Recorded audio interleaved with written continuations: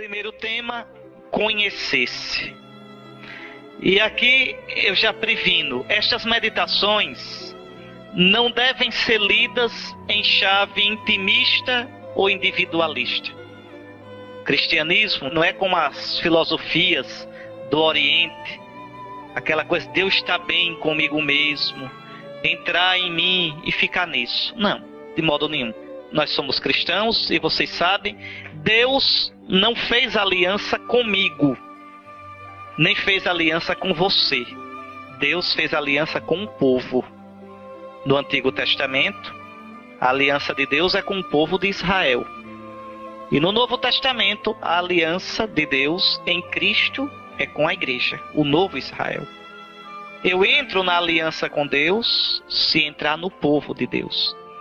Vocês vejam como o cristianismo hoje é mal entendido. Porque as pessoas pensam que religião é... Não, o que importa sou eu e Jesus, meu Jesus e eu. Não existe isso, eu e Jesus, meu Jesus e eu. Existe Jesus e eu, enquanto eu sou membro do povo de Deus. Jesus veio como Messias para reunir o novo Israel. E morreu dizendo, é o cálice do meu sangue, o sangue da aliança, nova e eterna. Como no Antigo Testamento havia aliança, a primeira aliança com o povo de Israel. Aliança selada com o Cordeiro. Vocês vão ver lá no livro do Deuteronômio, também no Êxodo, Moisés mata o Cordeiro, toma o sangue e asperge o povo. Este é o sangue da aliança que o Senhor fez convosco. Muito bem. O sangue da nova aliança é o sangue do novo Cordeiro, que é Jesus Cristo. Então, nós não podíamos aqui fazer um retiro no qual é simplesmente para... como é que eu faço para encontrar-me comigo mesmo? Não. Muito bem, nós vamos fazer, mas sempre com a consciência de que nós somos membros do povo de Deus. E, portanto, o retiro deve me fazer mais igreja, mais membro desse povo. Por isso que eu quis começar com essa advertência. Estas meditações não devem ser lidas em chave intimista ou individualista. Coisa inaceitável para qualquer caminho espiritual autenticamente cristão. Nunca esqueçam isso. Por exemplo, no budismo, você não precisa se preocupar em fazer comunidade, formar comunidade, em ser missionário, nada. É só você fazer aqueles exercícios para entrar em relaxamento, em paz com você, desapegando-se do mundo material. É uma coisa sua com a divindade. No hinduísmo, a mesma coisa. Mas no judaísmo e no cristianismo, não. Não. Nós somos parte de um povo, nós somos membros de um povo. O povo da nova e eterna aliança. É interessante. Pois bem, simplesmente essas meditações se privilegiam o aspecto pessoal, é porque a integração pessoal, fruto da ação do Espírito do homem perfeito, Jesus Cristo, abre-nos livres para os outros, como membros do povo da aliança, que é a igreja, Cristo, né, que é o homem perfeito, abre-nos para os outros e para toda a humanidade. Então, esse é o motivo pelo qual nós vamos entrar em nós. Para que, iluminados pelo Espírito Santo, esse Espírito que vocês já receberam no batismo, esse Espírito que é como um vírus bom que trabalha na gente. A gente é que às vezes não deixa, né, o Espírito de Cristo trabalhar em nós. Então, se a gente se deixar iluminar pelo Espírito, conduzir pelo Espírito, o Espírito nos vai fazendo tomar as atitudes, os sentimentos do homem perfeito, Jesus. Jesus é o nosso modelo. Né? Quando é interessante no livro do Gênesis, aqueles primeiros capítulos que são em forma de parábola, quando Deus cria o homem à sua imagem. Ora, quem é a imagem de Deus? Vocês já me ouviram dizer isso muito nas minhas aulas. A imagem de Deus é Jesus. Está lá em Colossenses 1,15. Jesus morto e ressuscitado é a imagem do Deus invisível. Então, desde o início, quando Deus pensou em criar o homem, pensou a partir de um modelo. Esse modelo é Jesus. Quanto mais eu pareço com Jesus, quanto mais eu trago em mim os sentimentos de Jesus, as atitudes de Jesus, mais eu sou eu. E aqui está o nosso drama. Nós vivemos longe da gente. Os místicos da Idade Média, do século XII, gostavam de dizer: nós vivemos numa situação de dessemelhança. Deus nos criou a sua semelhança e nós perdemos com o pecado essa semelhança. Eu serei eu mesmo quanto mais eu me parecer com Jesus. Quanto mais eu tiver os sentimentos de Jesus, as atitudes de Jesus, mais eu serei eu. E quanto mais eu for eu, como Jesus sonhou, mais eu me abro para os outros e para a humanidade toda. É interessante que o mundo de hoje fala tanto em fraternidade, mas vocês podem observar, não se pode falar em fraternidade sem ter Deus como Pai. Frater quer dizer irmão. Como é que eu posso reconhecer o outro como meu irmão, se eu primeiro não tenho uma experiência profunda de Deus como Pai? O Pai de Jesus, que se tornou o meu Pai em Jesus. Sem isso, fraternidade fica uma noção teórica, açucarada somente, mas sem consistência verdadeira.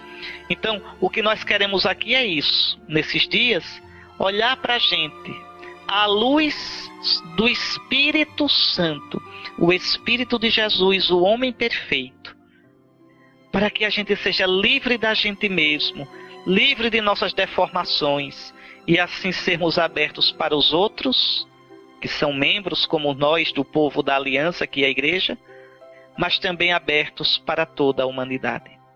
Tenhamos em vista que somos todos doentes.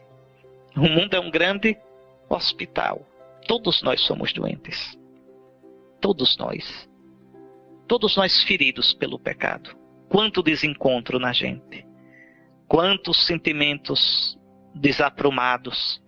Quantos desejos desencontrados. Quantas incoerências na gente. Quantos pensamentos loucos na gente. De vaidade, de ira, de sensualidade, de ganância, de desespero. Nós todos somos doentes. Vai mudando a doença em cada um. Cada um sabe onde o calo aperta. Mas somos todos feridos. Nós não somos bonzinhos. Nós somos criados bons por Deus, né? Somos imagem de Deus, mas estamos numa situação, uma imagem ferida. Uma imagem em dessemelhança com aquilo que nós devíamos ser. Então somos todos doentes, membros de uma humanidade ferida de morte pelo pecado. E disso a gente não pode sair só com as forças da gente, não. A gente precisa de um Salvador. Jesus nos salva exatamente disso, dessa alienação, dessa deformação na qual nós vivemos, na qual nos encontramos. Somente à luz do homem perfeito, que é o Cristo morto e ressuscitado, podemos chegar à semelhança com Deus, que desde o início é o nosso destino e realização. Nós, só um instantinho, só para que vocês gravem bem isso, porque é muito importante. Deus criou o homem à sua imagem. O livro do Gênesis diz isso. Deus criou o homem à sua imagem. Deus criou o homem à sua imagem. Mas o que significa ser imagem de Deus? O Antigo Testamento não sabe o que significa ser imagem de Deus. O Antigo Testamento sabe que o homem é a imagem de Deus, mas não sabe o que significa ser imagem de Deus concretamente. É o Novo Testamento quem vai dizer.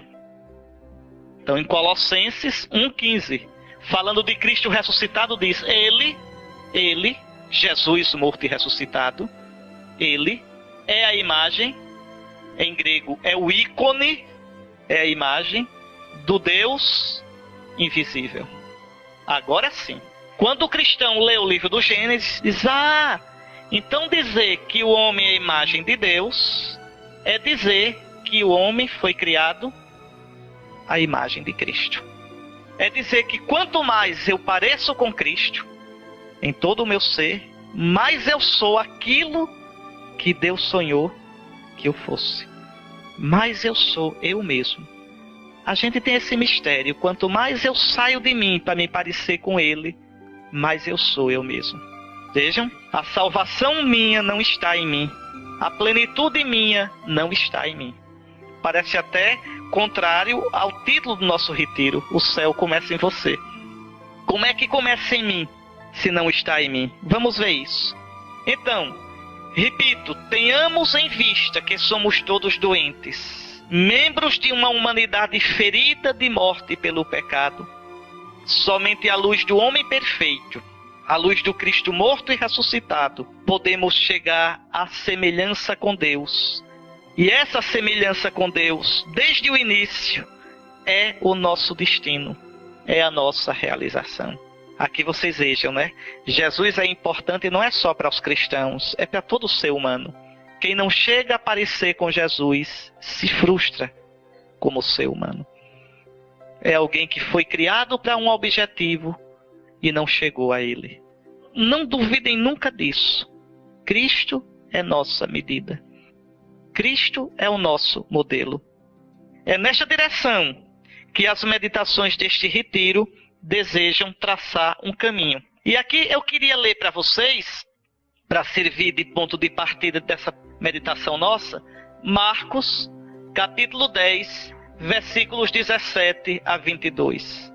Ao retomar o seu caminho, Jesus está indo para Jerusalém, Jesus vai morrer e ressuscitar. Ao retomar o seu caminho, alguém correu e ajoelhou-se diante dele, perguntando: Bom mestre, que farei para herdar a vida eterna?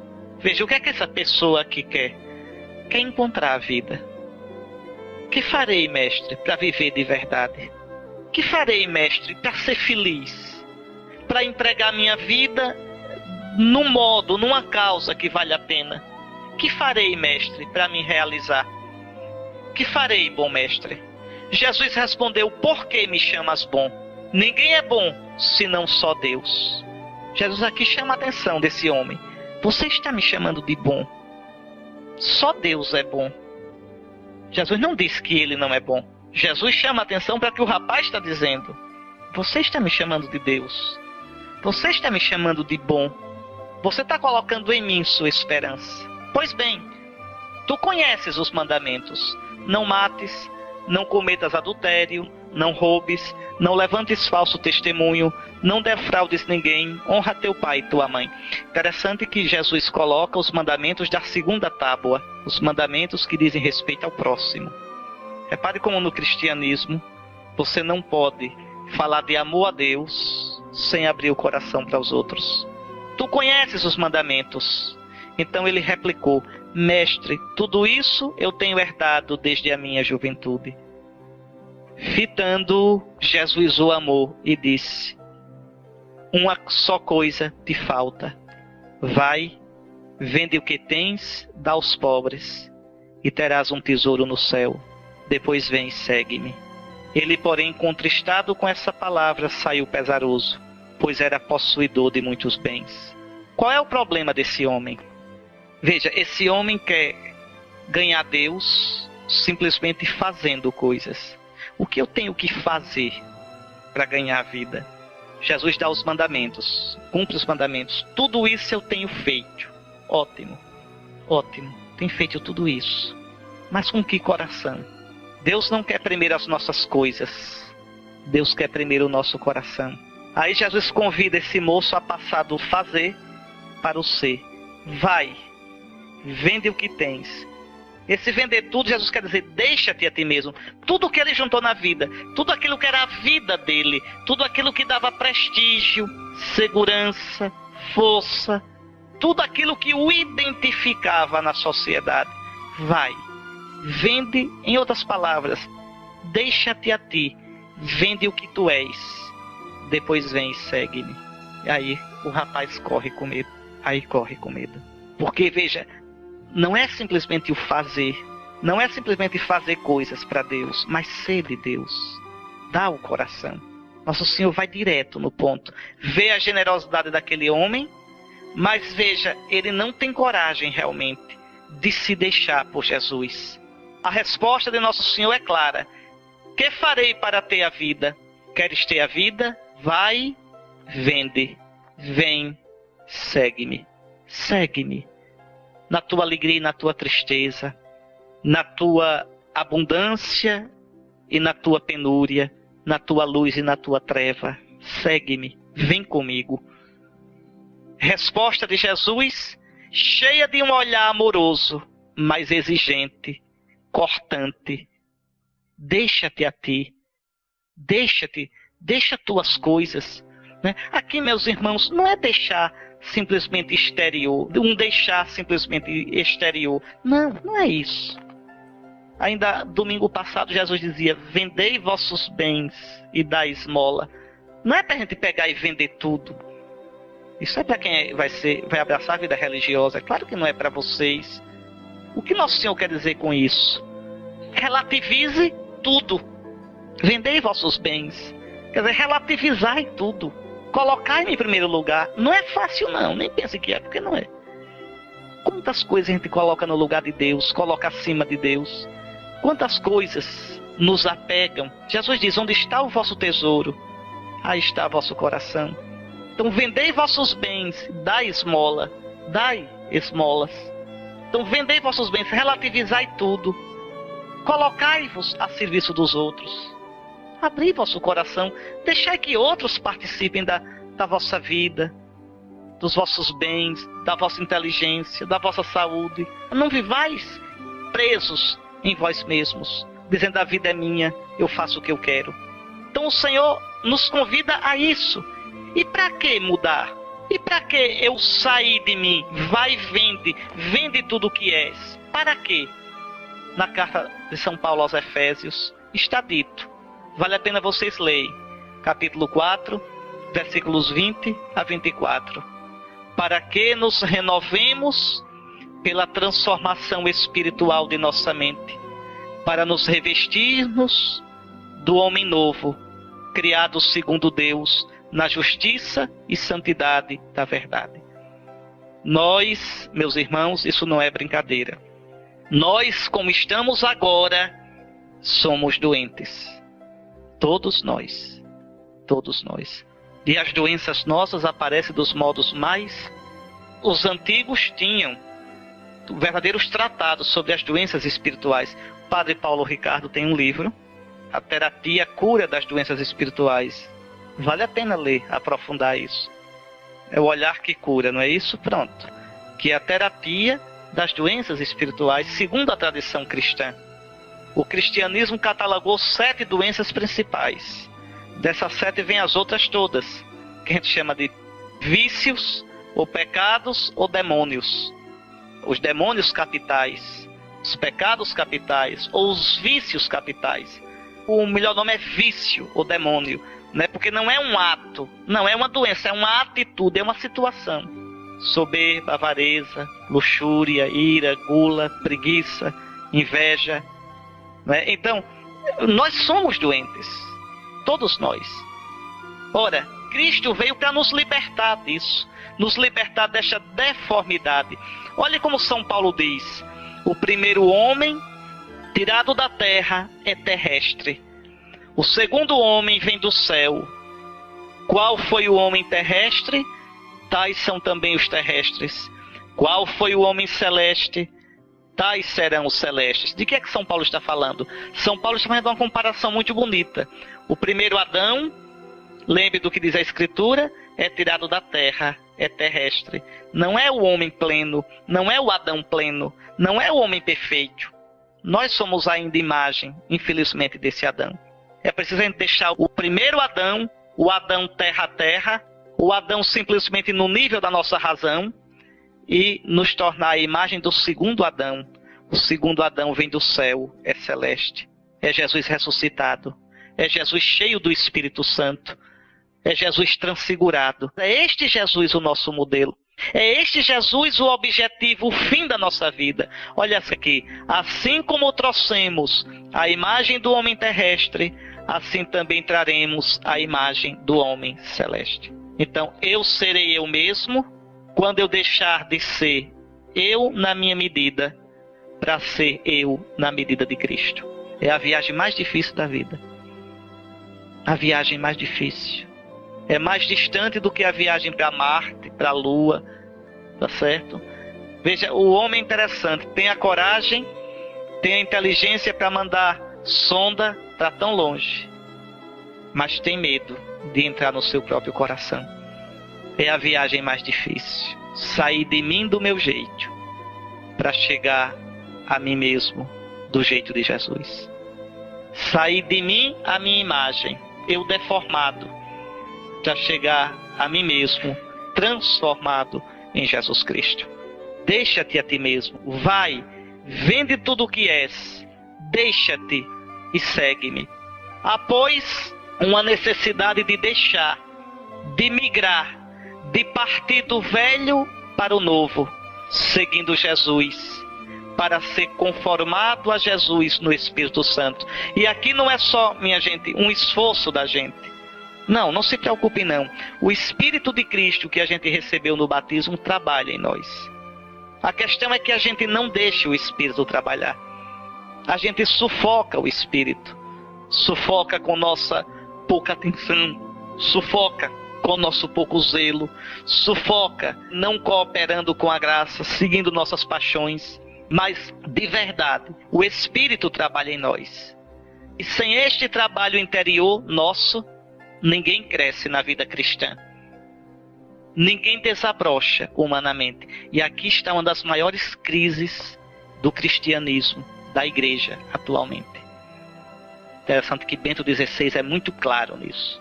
A crise da igreja hoje, a igreja está em crise. É uma crise que começa dentro da igreja.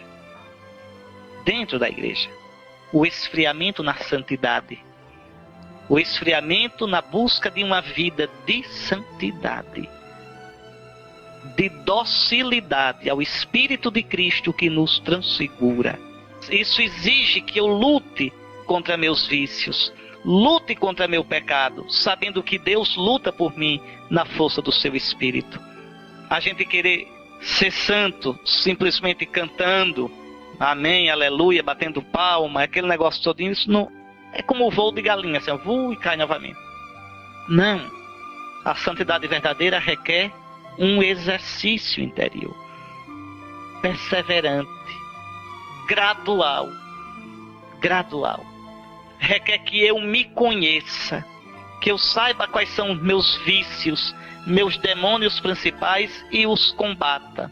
Aí sim, entrar nesta aventura é proclamar verdadeiramente em nós Jesus como o Messias, o Senhor e Salvador, o vivente. Dizer, Senhor, Tu és o Senhor da minha vida, minhas escolhas, meu modo de viver. Tudo isso eu quero pautar, Jesus, pela Tua vontade. Vai me custar? Vai. Mas eu Te amo. Eu não quero viver do meu modo. Eu quero viver do Teu modo. Isso é difícil para o Papa, para o Bispo, para o Padre, para o Leigo, para todo mundo. É uma luta a vida todinha. Todinha, a cada dia. E em cada fase da vida, essa luta aparece com um rosto diferente. Então a gente vive em êxodo, a gente vive migrando. Migrando de onde para onde? Migrando de mim do meu jeito, para mim do jeito de Jesus. Migrando de mim alienado de mim, para chegar a me encontrar em Jesus. É como aquela música, Eu Caçador de Mim. Pronto. Não é? A gente vive se procurando, porque a gente vive alienado da gente. Então aí sim, eu lutar para isso é aproximar-me de Jesus, é viver nele, unindo-nos a ele em todo o nosso ser, espírito, alma, corpo, numa confissão gozosa do seu senhorio e do dom do Espírito. É interessante como hoje existe toda uma corrente, às vezes no cristianismo, sobretudo nessas seitas, que não tem nada disso, é simplesmente aproveitar-se de Deus. É uma coisa vergonhosa. Nem religião é aquilo ali pura deformação. Eu aproveitar-me de Deus. Quando o verdadeiro sentimento religioso é eu servir o Senhor. É eu me deixar para me encontrar nele. É eu buscar a vontade dele. Pois bem, para isso é necessário a coragem de olhar o próprio coração. Aqui é que é danado. A gente quer encontrar Deus. O que eu faço, Senhor? O que eu faço para te encontrar? O que eu faço, Senhor, para que o Deus que eu amo, o Deus que eu adoro, não seja um Deus da minha cabeça, mas seja o Deus verdadeiro? O que eu faço, Senhor, para que a minha amizade contigo seja verdadeira? Uma das coisas que mais me escandaliza na vida, e me escandaliza mesmo, é ver pessoas que passam a vida todinha rezando, a vida todinha tendo uma vida espiritual, mas às vezes se engancham em coisas tão miúdas e são incapazes de superar infidelidades tão miúdas que a gente fica impressionado. Meu Deus, essa pessoa reza todo dia, essa pessoa comunga todo dia, mas, por exemplo, não consegue deixar de falar mal da vida alheia, não consegue deixar de criticar, não consegue deixar de ser azedo. Veja, o Senhor nos convida de verdade a sair dessa situação. E só tem um jeito, meus irmãos, de sair disso. É olhar para a gente. É ter a coragem de me olhar. Olhar o próprio coração. Olha aqui. Que é necessário fazer para ser salvo? Perguntou um monge. Eu vou citar nesse retiro, viu? Muitas vezes os ditos dos monges do deserto. Os monges que viveram no século III, IV, V nos desertos do Egito, na Sétia, na Célia, no deserto da Palestina, no deserto da Síria, desenvolveram uma verdadeira sabedoria espiritual. Às vezes com uns ditozinhos bem breves, bem rústicos, mas cheios de sabedoria. Então veja, um monge pergunta: o que é necessário fazer para ser salvo? E o ancião, o monge mais experiente, respondeu: tenha um coração e será salvo. O que é isso? O que é o coração? O coração é o homem nas suas raízes mais profundas. O coração é o núcleo da personalidade, ali onde eu digo eu, onde eu posso dizer sim, e onde eu olho Deus e digo tu. O coração é aquele lugar onde o homem ferido, desarticulado, dividido, pode enfim habitar consigo, reconhecer-se, reconhecer o Senhor, reconhecer os irmãos e orar de verdade. Tenha um coração e tu serás salvo. Volta ao teu coração, como dizia Santo Agostinho. Observa o que sentes e verás que és imagem de Deus. A gente vive numa época, meus irmãos, que é uma das épocas mais doentes da história da humanidade. Talvez a época mais doente que o homem já tenha vivido é a nossa. Isso não é brincadeira. Veja, é uma época de distração. A gente vive fora da gente. É internet, é televisão, é música, é barulho. A gente não consegue mais parar e entrar na gente. A gente não suporta mais o silêncio.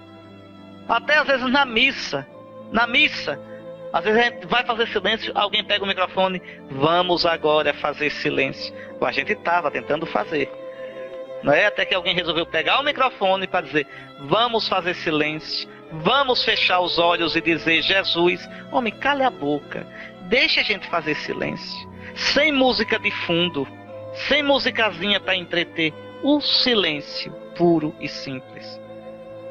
O silêncio quando a gente se levanta. Para que já se levantar falando?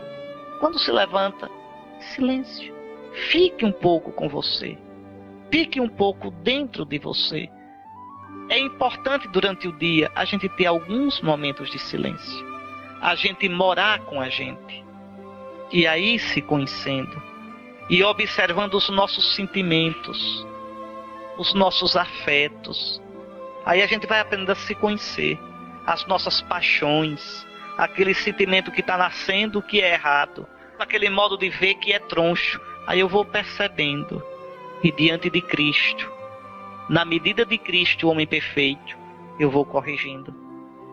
Mas o mundo de hoje é um mundo do barulho, é um inferno, até a nossa liturgia. Eu fui a uma missa aqui em Aracaju que eu saí com a cabeça, digo, minha Nossa Senhora, que missa triste. Eu não consegui entender uma palavra do que cantavam, porque o barulho nessas caixas de som era um barulho tão grande, com um som tão alto. Eu digo, isso é um inferno, isso não é uma liturgia. Entende? Veja, o medo do silêncio, o medo da solidão. Quando a gente aprende a se encontrar no silêncio, a gente deixa de ter medo da solidão. Porque a gente descobre que não está só. Né? A gente descobre lá dentro, no íntimo de nós, o outro, Deus, que nos diz, eu te amo, eu te conheço, tu és importante para mim. Então o caminho para que eu me conheça e assim possa sair de mim deformado para mim transformado é entrar no meu coração.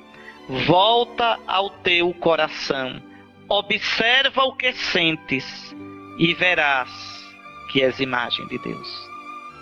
Quando a gente entra na gente, a gente vê nossas contradições, nosso pecado, nossas doidices, mas para além de tudo a gente vê que é a imagem de Deus, que é amado por Deus. O primeiro passo para caminhar para Deus é conhecer-se, reconhecendo que temos um coração doente, dúbio, dividido, múltiplo, petrificado, necessitado de ser unificado na paz e na lembrança do Senhor, que o encherá de ternura e quebrá-lo-á com o arrependimento até que se converta num coração de carne, trabalhado pela palavra de Deus, regado e semeado pelo Espírito Santo. Tem aquela música tão bonita, né? Que fala do coração de Jesus. Conheço um coração tão manso, humilde e sereno. Aí depois a gente diz, aqui dentro tem um coração ferido, magoado, que não quer saber de amar, que não sabe perdoar, quer tudo e não sabe partilhar. Esse é o nosso coração. E é preciso que a gente transforme o nosso coração à imagem do coração de Jesus. E é esse caminho que eu quero fazer com vocês aqui, é nessas meditações, e mostrando como fazer isso. Como fazer isso? Pois bem, é necessário rezar como o salmista. Ensina-me teus caminhos, Senhor, e caminharei segundo a tua verdade. Unifica meu coração para temer o teu nome. Unificar, porque meu coração é quebrado. Meu coração quer isso e ao mesmo tempo aquilo. Quer tudo para mim. Então unifica, Senhor, meu coração.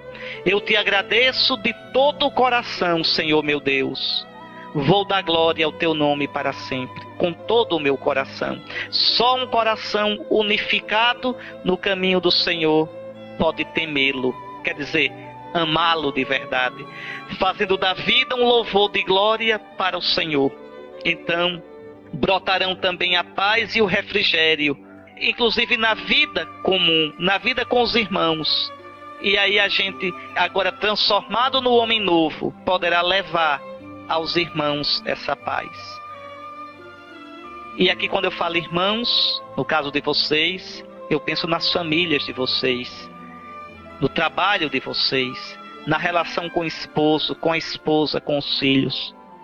Quantas vezes nossas relações são tensas, nervosas, superficiais? Quantas máscaras a gente usa? Quanto silêncio azedo? E por que isso? Pela falta de paz interior. E onde é que a gente encontra a paz? Nisso, saindo de mim do meu jeito, para me encontrar no jeito de Jesus. Aí sim, eu não posso me dar aos outros de verdade, se primeiro eu não me tenho a mim mesmo. Eu não posso me comunicar aos outros de verdade, se primeiro eu não me experimento como eu sou. Eu não sei quem eu sou. E por que não sei quem eu sou? Porque eu vivo longe de mim. Eu vivo na superfície. Santa Teresa tem um poema na qual Deus diz: alma, busca-te em mim, e em mim acharás a ti. Pronto. Quando eu entro em mim para encontrar Deus, ali eu me encontro. E ali encontro a paz. E posso dar a paz aos outros. Aí sim. Olhar o próprio coração é olhar-se. É olhar de frente nossas paixões. A gente morre de medo de se olhar. Morre de medo. Mas é preciso. Se queres conhecer a Deus, aprende primeiro a conhecer a ti mesmo. Sem o autoconhecimento, corremos o risco de nossas ideias sobre Deus e sobre nós, nossa missão, nossa vida, serem meras projeções. Quando a gente diz assim, meu Deus, eu te amo, que Deus é o Deus que eu amo? O Deus verdadeiro ou um Deus criação minha? Ou um Deus bonequinho feito sob medida para mim? Pergunte no nosso Brasil, quantos creem em Deus? Quase todos. Mas que Deus? Um Deus que não exige nada de mim. Um Deus que diz amém para tudo que eu quero. Esse Deus não existe. Esse Deus é um ídolo. Pensem, meus caros irmãos, minhas irmãs, o teu Deus é o Deus verdadeiro? Porque se for o Deus verdadeiro, ele te dirá sim e te dirá não. Se é o Deus verdadeiro, o teu Deus, ele te colocará em crise muitas vezes, porque pedirá coisas de ti que tu nem estarias disposto a dar. Um perdão, um serviço, um sair de você, um ato generoso. O Deus verdadeiro é fogo, nos coloca em crise. Aquela frase do Frei Inácio, nos dá a paz, mas não nos deixa em paz. E eu só vou descobrir o Deus verdadeiro se eu me conhecer. Sem eu me conhecer, sem eu olhar para mim, o meu Deus é falso. Sem eu me conhecer, nossa piedade seria então servir de refúgio para a soberba, a vaidade, a autossuficiência, a prepotência, o fechamento e desprezo do outro, o comodismo ou a preguiça de crescer humanamente. Um bando de santos do pau oco. Quantas vezes a gente encontra tanta imaturidade em gente de igreja? É isso que mais me escandaliza. Eu digo, meu Deus, como é possível rezar todo dia, comungar? Como é possível e não amadurecer humanamente? A verdadeira experiência de Deus nos amadurece. A verdadeira experiência de Deus mostra quem sou eu e quem é Deus. Aquilo que São Francisco perguntava. Senhor, quem és tu? Quem sou eu? Tu és o meu tudo. Eu sou o teu nada. Mas pense que nada feliz. Que nada feliz, São Francisco. Porque o tudo dele era Deus. Então, olhando para ele, ele aprendeu a dar espaço para Deus. Hoje a gente quer ser cristão sem isso. Isso que os antigos chamavam de ascese. Nós vamos falar sobre isso. Quer dizer, o exercício da vida espiritual. O exercício. Tá certo? Então, se queres conhecer a Deus, aprende primeiramente a conhecer a ti mesmo. O verdadeiro caminho espiritual passa sempre pelo conhecimento de si próprio e, portanto, pelo conhecimento das paixões da alma e pelo seu tratamento. É este o caminho para Deus e, portanto, o caminho para a verdadeira humanização. Que aqui entendam, quanto mais eu parecer com Cristo, quanto mais eu for como Deus sonhou que eu fosse, mais eu serei humano. Às vezes a gente diz assim, não, mas é o meu humano. Não, é o seu desumano. Deus não pensou a gente com o pecado. Deus não pensou a gente troncho. Quem tronchou a gente foi o pecado. Aquilo que eu digo tanto a vocês, pecar é humano. Não, pecar é desumano. Pecar desumaniza. Se pecar fosse humano, quanto mais pecado eu tivesse, mais humano eu era. Não. O pecado é desumano e desumanizador. Quanto mais eu peco e quanto mais me entrego o pecado, mais eu viro uma fera. Eu viro um bicho. Eu viro um bicho. Então veja, esse caminho de se abrir a Deus, esse caminho de se olhar na luz de Deus, me humaniza. É muito bonito, porque vocês vejam, pode olhar, que as pessoas que são amigas de Deus são profundamente humanas. Pode olhar. humanas, profundamente humanas. Querer voar para Deus, desconhecendo a si mesmo, é como Ícaro. Lembram Ícaro da mitologia grega? Que desejando aproximar-se do sol com asas de cera, caiu. As asas que nós construímos antes de nos encontrar com nossa própria realidade são também simplesmente de cera. Nós temos umas ideias megalomaníacas, fora de foco, umas ideias a respeito da gente mesmo. A vida com Deus não pode ser escapatória para os problemas que deveríamos resolver. A verdadeira piedade deve ser trazida para o chão do cotidiano e penetrar nosso dia a dia e nosso trabalho.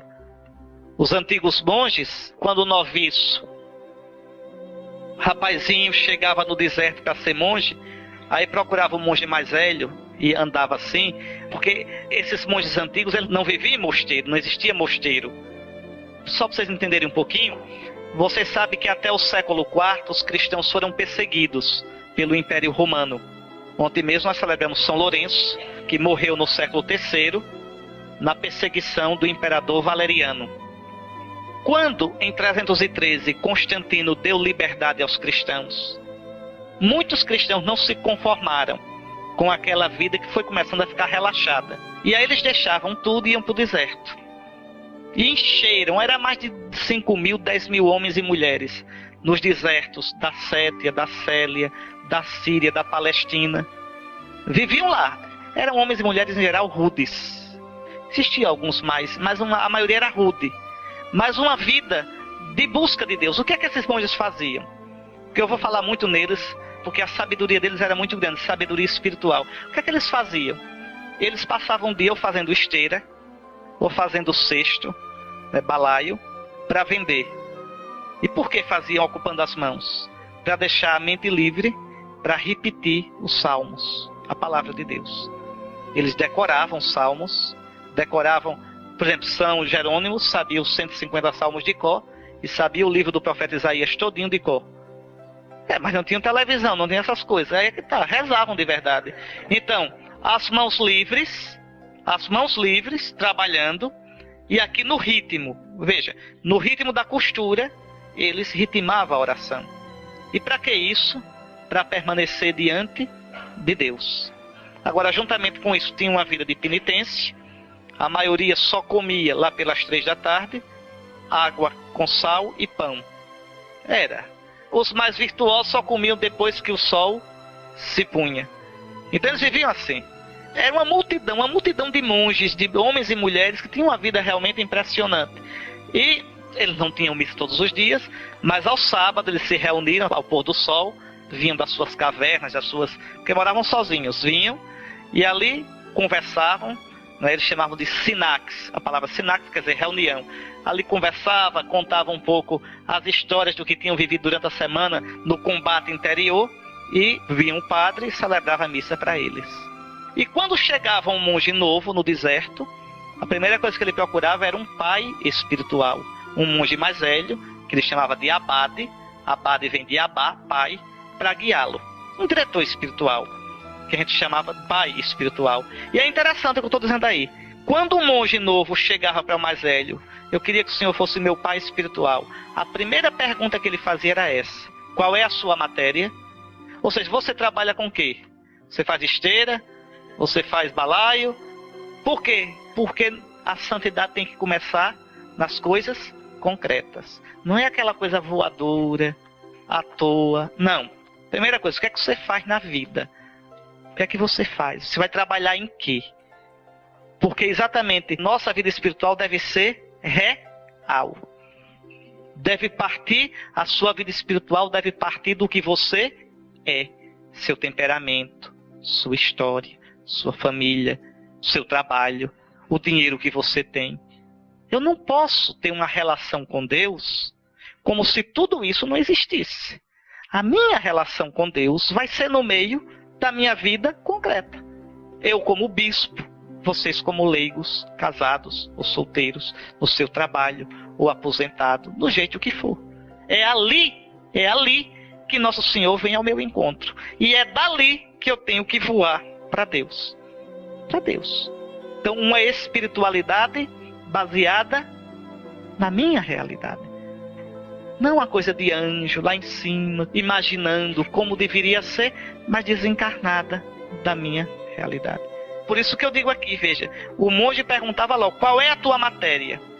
É descendo para a nossa condição terrena que entramos verdadeiramente em contato com o céu. Pois à medida que temos coragem de descer até as nossas próprias paixões, elas nos elevam a Deus. Atenção para isso. Enquanto eu não assumir meus pedaços ruins, enquanto eu não tiver consciência deles, enquanto eu não tiver coragem de assumir minhas feridas, minhas incoerências, minhas desarrumações e colocá-las diante de Deus, a minha relação com Deus é falsa, é mentirosa, é mascarada. Minha espiritualidade não vale uma moeda. Não vale. Não vale. Tá certo? É como espiritualidade de noviço. Quando chega no convento, é aquela coisa, parece que já está no céu. Mas a gente já sabe, a gente da mais velha olha e ri assim, vê o seminarista, né?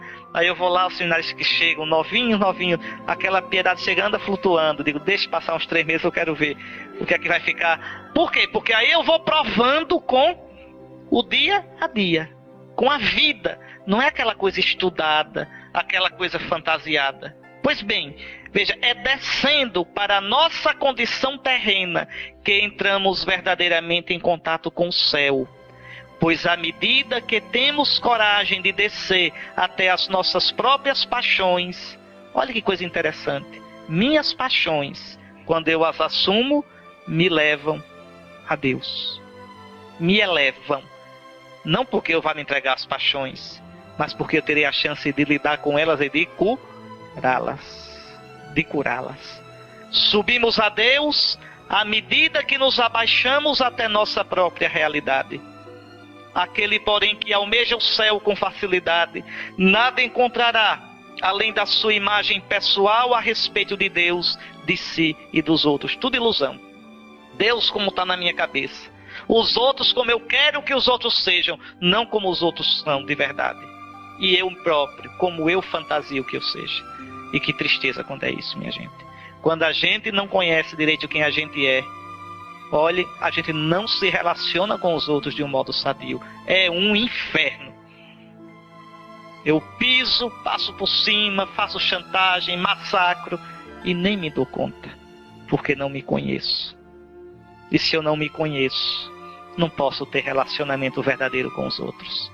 A gente tem tanto isso. Quanto menos a humanidade sabe calar, quanto menos a gente sabe meditar, se colocar diante de Deus, mais a gente tem isso no mundo de hoje. Relações superficiais, relações desumanizadoras, relações que não geram comunhão. Pois bem, como dizia Santo Isaac de Nínive, vocês vão escutar um bocado de santos, vocês nunca ouviram nem falar, viu? É porque são santos do deserto, tá certo? Isso os monges conhecem bem direitinho. Eu fui monge, conheço esse povo todinho. Olha aí, a escada para o reino do céu está escondida em tua alma. Mergulha para dentro dos pecados que estão em ti mesmo, e assim encontrarás ali uma escada pela qual poderás subir. Que coisa impressionante. Eu subi pelo meu pecado, isso mesmo, reconhecendo, olhando para Jesus, dizendo, Senhor, eu sou pecador, cura-me. Senhor, eu confio em ti. Eu não tenho medo de te mostrar minha ferida.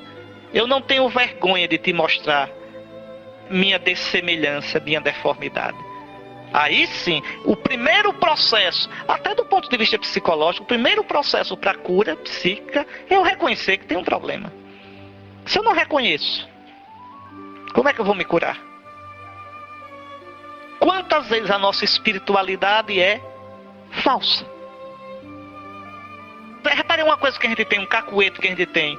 Às vezes quando a gente está numa situação de infidelidade, de pecado, a gente foge de Deus. Aí fica meio descabriado, uma semana sem rezar, sem ir à igreja. Veja, só depois que eu me ajeito, aí eu vou. É tudo o contrário. quando eu estou nessa situação de ferida, é que eu tenho de correr para Nosso Senhor com minha ferida, para que Ele a cure. Não sou eu que me curo sozinho. No cristianismo, isso não existe. Quem me cura é o Senhor. Eu assumindo o meu pecado, eu assumindo meus vícios, minhas feridas diante do Senhor, não para descansar neles, mas buscando a cura, buscando superar, aí sim, eu me conheço e de verdade conheço o Senhor. Por isso Santo Isaac de Nínive diz isso tão bonito. Para isto, é necessário ter a coragem de encarar as próprias limitações, os próprios pecados e vícios. Aqui está a diferença entre vício e pecado. Olha, isso aqui é muito importante. O pecado é o ato. É o ato, é aquilo que eu fiz, isso é pecado. O vício é a atitude. Por exemplo, uma pessoa que tem o vício de julgar. Mesmo que naquele dia ou naquela semana não tenha julgado ninguém, mas o vício está lá. O rabo do cão está lá enterrado. Quando surgir a oportunidade, passa-se ao ato, o pecado. Então não basta curar o pecado, é preciso curar o vício. Sem atacar o vício, eu não consigo superar o pecado. O pecado eu resolvo na confissão. Se eu me arrependo de verdade e me confesso, está arrependido. Mas o vício não resolve na confissão. O vício resolve na direção espiritual. Eu vou me abrindo com o pai espiritual ou com a mãe espiritual. Pode ser um padre, pode ser uma religiosa, pode ser um leigo que tem o discernimento das coisas de Deus. Veja, eu vou me abrindo com o pai espiritual que vai me ajudando e o exercício espiritual. Eu estudar o meu demônio. O vício a gente chama também de demônio, viu? Os monges gostavam de chamar de demônio também. Meu demônio. Por exemplo, alguém que tenha o pavio curto, a ira, o demônio da ira.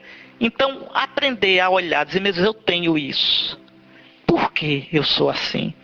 Por que é que eu me irrito fácil? E começar a estudar o seu demônio. Como é que a ira começa em mim? Como é que ela se manifesta? E começar a fazer os exercícios para evitar, para ir combatendo, para ir matando esse demônio. Até enfraquecendo e matá-lo. Mas se eu não faço isso, eu vou alimentando, cevando o bicho. E o demônio gera outros. A ira vai gerar outros demônios.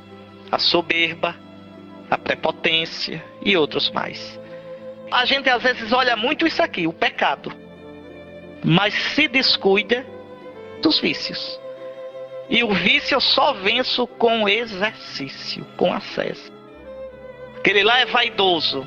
Então tem que lutar com isso, lutar, admitir, eu tenho isso, mas por quê? E ver o ridículo que é a vaidade. Agora não é a pessoa se acusar, porque eu não presto, não, é com calma. É como se você pegasse o seu coração, olha, isso é muito importante, e olhasse, dizer, eu tenho isso, aí como é que eu faço para vencer isso? E ir lutando. Interessante, pode olhar, a gente quando olha os outros, a gente diz, não, você tem isso não é o fim do mundo não, mas quando é com a gente se afoga totalmente. Não, é ter a mesma calma. Agora, lutar. E para quê? Para sair de mim deformado e chegar a mim conformado a Jesus. Eu acabo já, viu? São 2 palestras por dia, mas são compridinhas, viu? Tenham paciência, tá certo? Umas são um pouquinho mais curtas, mas outras são... Vamos lá. Então vejam. Para isso é necessário ter coragem de encarar as próprias limitações, os próprios pecados e vícios. Aí aqui sim, somente o humilde, que está preparado para abraçar seu humus. A palavra humilde vem de humus, a terra. O humilde é o que sabe que veio da terra e que é pó. Pois bem, só o humilde que está preparado para abraçar seu humus, sua humanidade, sua terrenidade, sua sombra, experimentará o Deus verdadeiro. Por exemplo, hoje, como é difícil hoje a gente falar de Cristo e que Cristo é o Salvador, porque em geral as pessoas não sentem mais que precisam de um Salvador. Você diz não. Para que Salvador? Para a doença, a ciência evoluiu, tem remédio. No meu futuro, eu tenho minha caderneta de poupança, meu plano de saúde. Pecado, não julgo que eu tenho pecado, não julgo não. Não mato, não roubo. Pronto. Então para que um Salvador? Tô bem, obrigado. Veja como é difícil falar de um Salvador. Porque a gente vive na superfície. Pode olhar, quanto mais vocês entrarem em vocês, mais vocês verão que são feridos, que têm pecado. Eu fiz essa experiência na vida monástica. E mais ainda na trapa, no silêncio da trapa, na solidão da trapa, é uma coisa apavorante. Porque a gente vai descobrindo que a gente não só tem pecado, a gente é pecado. Ou seja, os nossos sentimentos, as nossas atitudes. É muita porcaria que tem dentro, entende? Muitos joguinhos. A gente é desarrumado. O mundo de hoje não percebe isso, não é porque melhorou. É que está tão cego, vive na superfície de tal modo, não se mede por Deus, mas cada um se mede por si. Pronto. Então não vejo pecado nenhum. Não tem pecado nenhum. Ou seja, uma consciência morta. Uma consciência entorpecida. Uma consciência cauterizada. Uma consciência grosseira. Inumana. Mas quando a gente se olha realmente na luz de Deus, a gente vê sim que a gente é ferido, que a gente tem pecado, a gente vai ao nosso humus. E isso é a humildade. A humildade é a nossa própria verdade. A humildade é a verdade. Humildade não é eu fingir que não tenho valor. Não, eu tenho valor. E tenho muito pedaço ruim. Pronto. E assumir meus pedaços ruins. E procurar lutar. Isso é a humildade. Santa Teresa diz isso muito bonito. A humildade é a verdade. Então, a humildade é o caminho para Deus. A característica mais manifesta de que alguém se transformou segundo a medida de Deus. De verdade. Quando alguém tem uma vida realmente com Deus, é humilde. Nem ascese, nem vigílias ou qualquer outra ação penosa proporciona a salvação, mas somente a humildade sincera. Olha aí, uma mulher, a abadesa Teodora. A humildade é o teste para uma vida a partir do Espírito de Deus, mas ela também é o fundamento sobre o qual o cristão constrói sua vida. Não construir a minha vida em cima dos meus sonhos megalomaníacos. Estava lendo uma vez Dom Columba Marmion, ele hoje é beato, bem-aventurado Columba Marmion. Aí entrou no mosteiro, aí fez um plano como noviço. No primeira semana eu consigo a virtude do silêncio, na segunda semana a virtude da humildade, na terceira semana a castidade, aí vai. Vê tudo a partir dos sonhos megalomaníacos dele. Aí Deus quebra tudinho, desarruma tudinho, para depois, aí sim, quando Deus quebra as nossas estátuas falsas que a gente tem da gente, aí agora sim, sobre o bagulho, nossos ídolos, diz, agora eu vou construir. Não você como você quer, mas você como eu quero. Não você a sua imagem e semelhança, mas você a minha imagem e semelhança, que é Jesus morto, ferido e ressuscitado. Esse sim. Então é a partir do nosso humus, da nossa verdade. Sem humildade, o cristão está continuamente no perigo de colocar Deus a seu serviço. De modo que a humildade é condição prévia para que o discípulo de Cristo deixe Deus ser Deus e reconheça Deus como aquele que o ultrapassa. Eu não sei tudo de Deus. Eu não entendo, Senhor, por que sou assim. Eu não entendo os teus caminhos, mas eu me jogo em ti. Eu me abandono a ti. Eu confio em ti. Eu me deixo conduzir por ti. Isso, crer é isso. E quando a gente se abandona de verdade a Deus, não precisa fugir dele. Não precisa se mascarar. Não precisa. Aí a gente é livre de verdade. O que Deus quer de nós, não podemos conhecer a partir dos altos ideais que nos colocamos, mas somente a partir da auto-observação. O caminho para Deus passa por minhas fraquezas, pela minha história. Quer descobrir o que Deus quer de você? Olhe você. Sua história, suas feridas, seu temperamento. É ali que Deus está trabalhando. É ali que Deus está dizendo, corrija isso, mude isso, chore aqui, ri ali, lute aqui. Veja. Coisas que a gente não queria. Coisas que a gente não esperava. Então aí sim, a minha vida com Deus é verdadeira. É a partir da minha situação.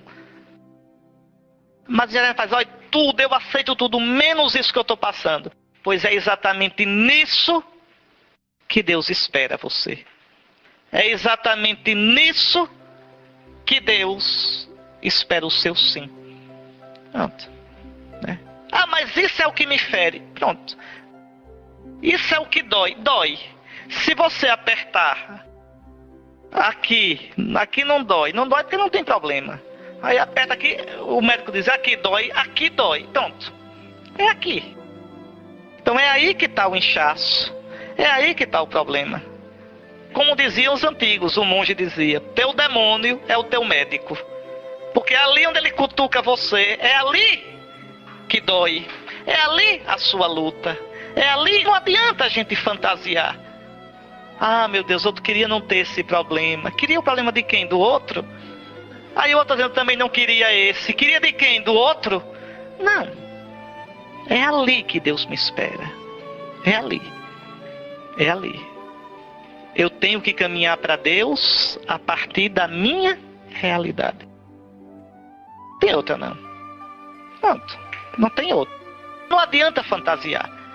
Enquanto eu não me assumir, a minha relação com Deus é falsa. É uma espiritualidade fantasiosa. Totalmente fantasiosa. Então é na vida de vocês, de família, a questão econômica, a questão na comunidade de convivência, com os filhos. É aí. Como eu lido com as situações.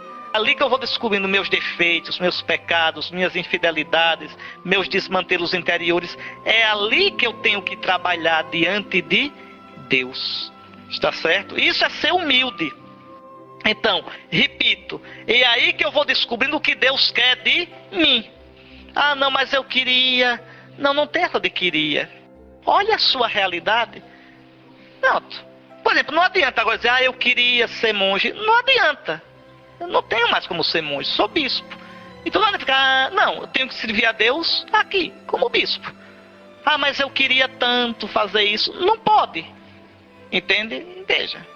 Então a verdadeira relação com Deus puxa a gente para a realidade. Qual é a tua matéria? Eu sou pai de família. Pois é aí, cabra velho, que você vai ser santo. Qual é a tua? Ah, eu estou num trabalho que eu não suporto. É aí. Não tem outro lugar. Tá certo? É aí, nessa relação difícil de família. É aí, com essa cruz que você não queria. É aí que o Senhor te chama. É aí que o Senhor te espera.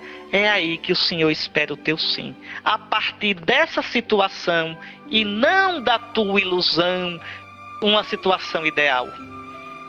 Não. Ah, eu queria ser como Santa Teresa, mas você não é, meu filho. Santa Teresa estava no Carmelo, presa no século XVI. Você está no meio da rua, mãe de família no século XXI. Então acorde e vá responder a Deus para ser santa. Santa Teresa foi porque respondeu na situação dela. Você responda na sua, vai ser até maior do que ela. Não tem jeito. É danado. Entende? Veja como é real a coisa. Uma verdadeira relação com Deus impede escapismo, impede alienação, fuga, tá certo? Olha aqui, é aí que devo ser capaz de reconhecer o plano de Deus para mim. O que Deus, olha aqui umas perguntas já boas para a gente pensar. O que Deus quer me dizer com minha história, com meus pecados, com minhas características psíquicas e temperamentais? Onde Ele quer me levar? De onde quer que eu me levante até Ele? Em que ponto eu estou? E nós dizemos, levanta-te, vem comigo. Coisa real. Coisa real. Tá certo? Será que eu reconheço que a minha história é história sagrada?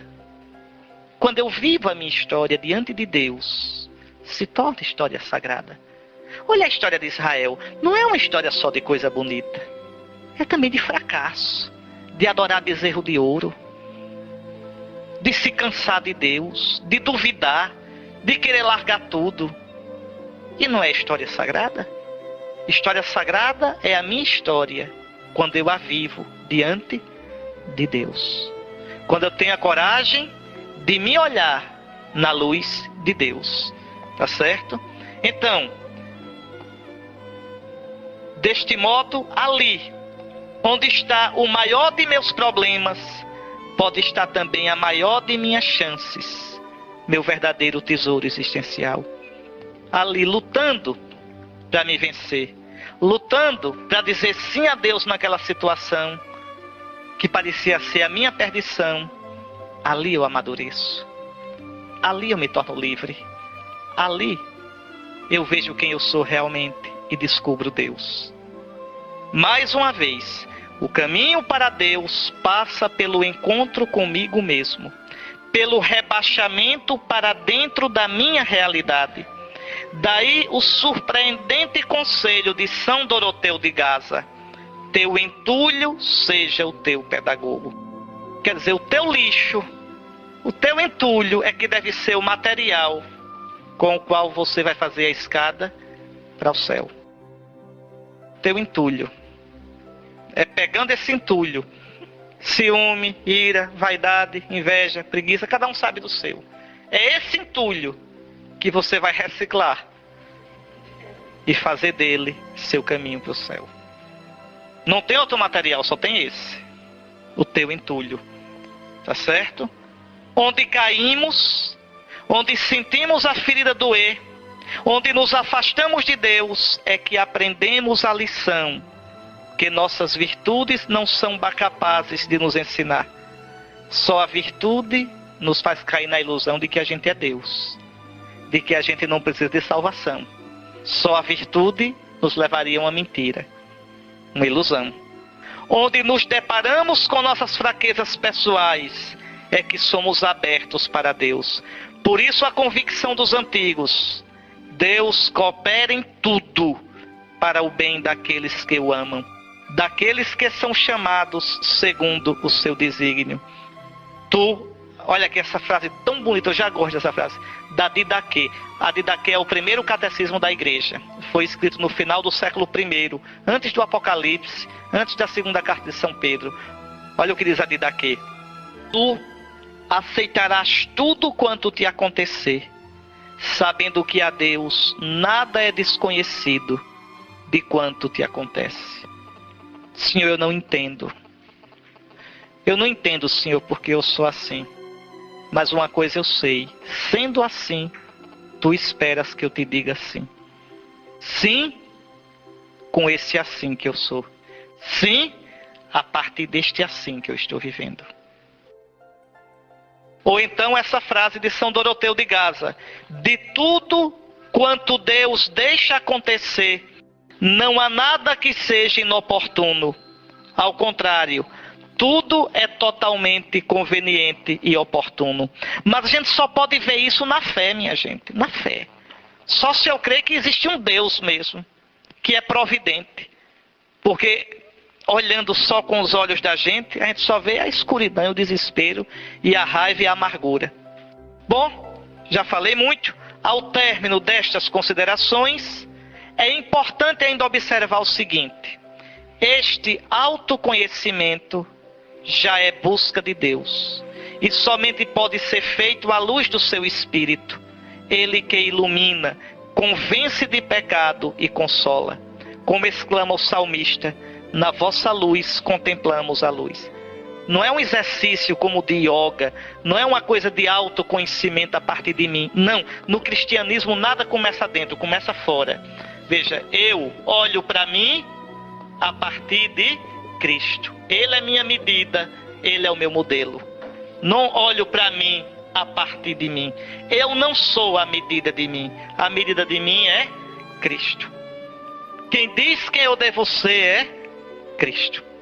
Tá certo? E é na força do Espírito de Cristo, que já está em mim desde o batismo, e que é Espírito de força desde a crisma, que eu vou me deixando guiar por Ele e vou lutando para tirar os empecilhos que tem no meu coração, que possam impedir a sua ação. Na vossa luz, Senhor, é que podemos contemplar a luz. Pois bem, o Espírito nos ilumina com a luz do Cristo. Cristo, o homem perfeito, único parâmetro, única medida real da humanidade. O Concílio Vaticano II diz, e é verdade mesmo, na realidade, só no mistério do Verbo encarnado se esclarece verdadeiramente o mistério do homem. Adão, o primeiro homem, era figura daquele futuro, isto é, do Cristo Senhor. A medida do homem é Cristo. A gente, como a gente está agora, não é ainda o homem perfeito. Eu tenho que ir me tornando na medida em que vou parecendo com Cristo. Assim, o autoconhecimento do caminho cristão não pode ser um dobrar-se sobre si mesmo, mas um caminhar para Cristo, fascinado por Ele e para Ele tendendo em todas as dimensões da vida, corpo, alma, emoção, paixão, inteligência. Não há, pois, um estágio de puro autoconhecimento. Eu primeiro me conhecer, estudar a mim mesmo, para depois procurar a Deus, para depois rezar. Nada disso. As coisas acontecem ao mesmo tempo. Diante de Deus, eu vou vendo quem eu sou. Então eu vou me autoconhecendo na luz de Deus. Oração e esse trabalho de ascese, mística e ascese, buscando a Deus. Bom, pensem nisso e eu deixei aqui umas sugestões para a oração. Lê, é curtinho, Deuteronômio capítulo 8. Deus que leva o seu povo para o deserto, e Deus diz assim, né? Moisés diz, o Senhor levou-te para o deserto para saber o que tinha no coração. Deus sabe o que a gente tem no coração, a gente é que não sabe. Deus leva Israel para o deserto para ali provar Israel e aparecer o que Israel tem no coração. A gente só sabe o que tem no coração na hora da prova. Aí eu sei o tamanho da minha fé, o tamanho da minha confiança, o tamanho do meu abandono. Então, ler Deuteronômio contemplativamente e recordar a vida. E diante de Deus fazer esta pergunta: quem sou eu? Atenção para não responder com o que eu gostaria de ser, mas com o que eu sou. Quem sou eu? Olhando, né, minhas atitudes, olhando como é que eu acho no dia a dia. Quem sou eu? Mas não é para olhar se julgando não, viu? Não precisa se julgar não, se angustiar. Não, simplesmente quem sou eu? E entregar a Nosso Senhor. Quando for aparecendo as coisas feias, vá colocando na mão do Nosso Senhor. Ajude-me a tratar isso. Eu coloco nas tuas mãos. Então, descobri, por exemplo, eu sou invejoso. Senhor, eu coloco nas tuas mãos essa ferida. Senhor, cura-me disso. Não precisa se angustiar, nem se acusar, nem se mascarar. Muito bem, terminamos aqui.